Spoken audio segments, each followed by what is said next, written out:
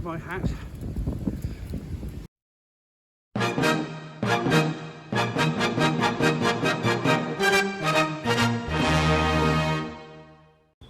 Hello there and Happy New Year.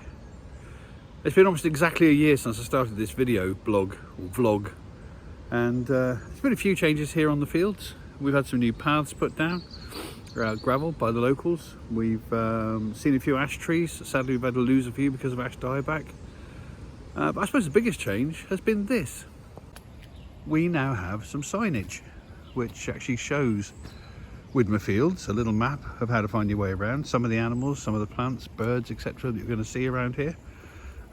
This was done by the Grange Area Trust, the people who actually manage these fields for the community, because as I've explained in previous videos, we actually own this 44 acres. This is owned by the community. It was also, a few years ago, declared a village green. In fact, it's the biggest village green in Britain. 44 acres, as I say. And that means it can never be built on in perpetuity. So even though there are houses right around the outside of here, some of which go back to the 1700s, but most of which were built in the 60s, nothing else can be built here. So these meadows, like this big meadow I'm walking through at the moment, this one and the two adjacent meadows, and all the little woodland paths in between are all protected. They're ours for as long as we want them, basically. And we do look after them. One thing you'll notice from these videos, never any litter, or very, very rarely is there any litter, because people respect it, because we know how lucky we are to have this. And if there is any litter, people tend to pick it up as they go along. I certainly do. So I can't say it's been a momentous year for the fields, but as I said, we've done quite a lot of maintenance this year, and as of this year I'm taking over the social media channels for the trust, so I'll be making some videos not only for my own YouTube channel but also for the Grange Area Trust and Widmer Fields channel as well. So that's quite exciting.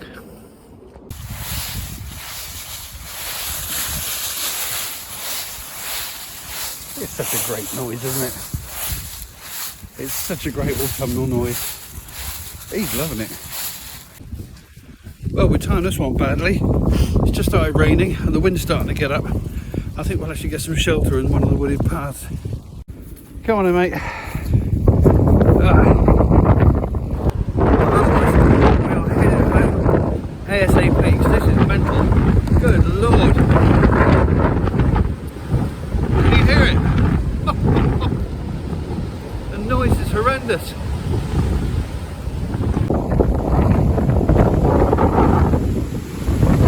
Jesus Christ.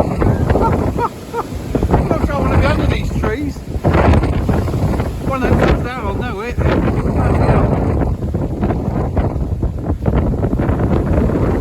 on, Harris, let's get out from under the trees.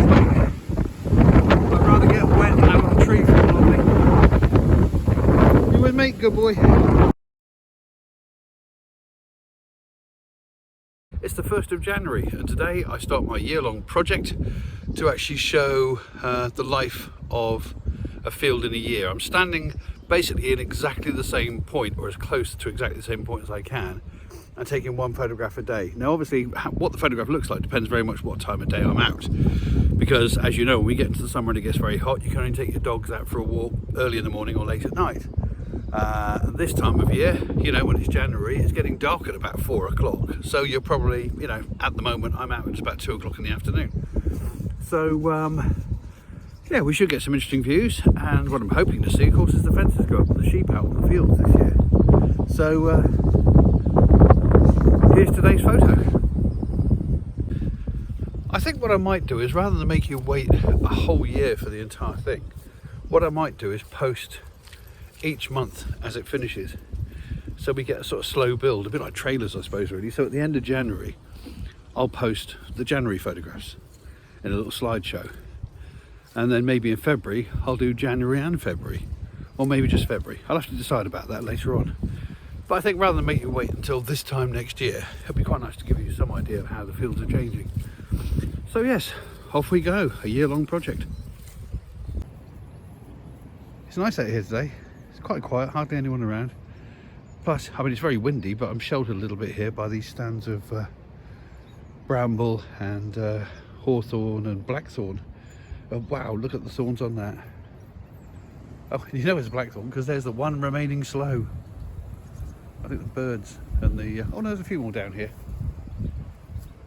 I was reading recently about holly, and I'm prompted to talk about it because I'm just passing a holly bush here.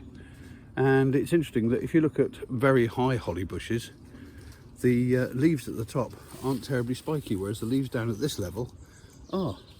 And you kind of wonder why. Well, apparently it's because when trees get predated by caterpillars and deer and cows and that sort of thing, they're initially quite smooth around the edges. They're sort of oval in shape, one spike on the end. But as they get predated, the plant sends a sort of chemical signal through its body that says, hey lads, we ought to defend ourselves, and they start to grow prickles. But this is the brilliant thing, because once those prickles appear, it means that that bush then becomes a safe haven for some birds and small mammals to escape from foxes and things like that, and cats. So what they do is they hide in the middle of the holly bushes, and there they find the berries which they eat. They then carry the seeds in their stomach and deposit them in their droppings, and more holly bushes come up. So you've got this wonderful interlaced cycle of life, and there are billions of these types of cycles, and the only thing interrupting them at the moment is us. That's it for today. Toodle pip and Happy New Year.